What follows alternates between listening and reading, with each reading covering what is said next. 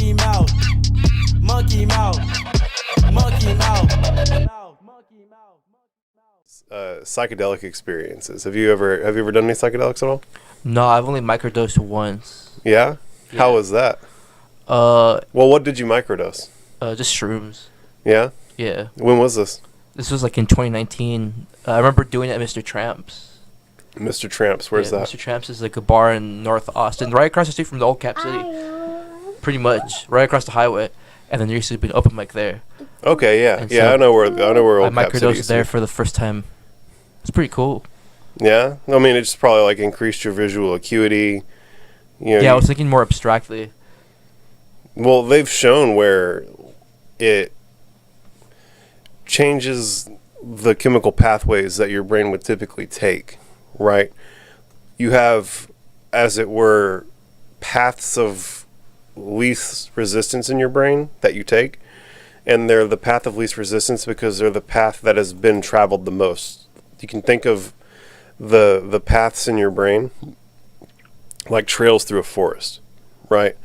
Ultimately, all the animals are going to follow the trail because it's the path of least resistance, right? And we're not going to sit here and spend more time or energy subconsciously on our brain calculating than we need to. There's a path of least resistance that we can literally just fall into if we so choose. And so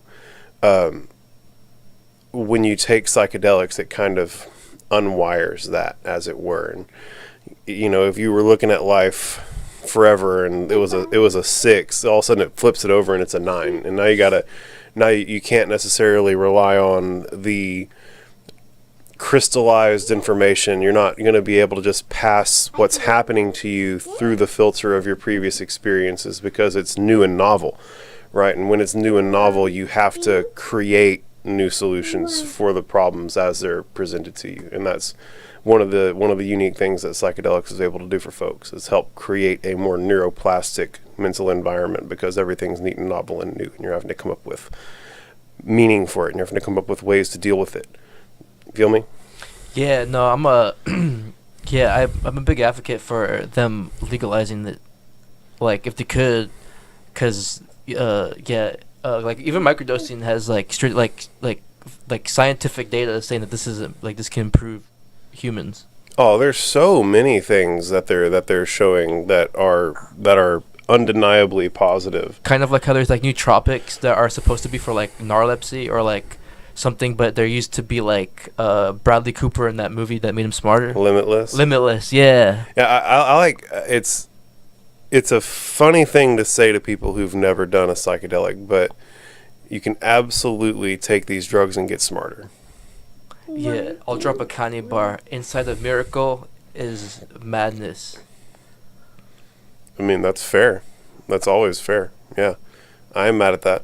I am mad at that statement. Kanye's a miracle, and he is certainly exhibiting madness currently. Madness. Which, I don't know. So maybe you can enlighten me as to what's happening with this whole Kanye situation. Apparently there's something happening. I'm so far out of the cultural zeitgeist. Explain what's happening with Kanye like you're explaining it to a 3-year-old. Oh dang, that's complicated. Well, make it simple, because I don't know what the fuck's going on. Like, I don't know who any of these people are, but like it's gonna be interesting. I'm gonna ask some fun questions. What's up? Kanye is going after the Jews. Oh my God, he's going after the Jews. Yeah, he's going after the Jews. Well, that's not good. Well, I mean, I'm not going to sit here and say whether that's good or bad, but it's certainly he's not going after the Jews. It's certainly not going to be good for him. He's just going on air on podcasts and saying that the Jews own the media, they own the record labels, they own pretty much every Hollywood studio but Disney, which is like it's not wrong to say that. It's just like I don't think so. It's like is he bringing these things up and then saying, well, so here's the thing, is that I think most people regard the people who own the large media conglomerates as maleficent individuals. Oh yeah, and then right, and so there's this equivocation that's happening where these Jews are being painted in a bad light because they're the people who own the media, and they're like the bad guys behind the curtain who've been controlling the media and controlling the information, and like they're the guys who are really controlling your paradigm, and they're the guys you should be directing that frustration towards. No, the royal family's above them. In the guide of in the pyramid of the Illuminati, that's how it goes. And then you have the bankers.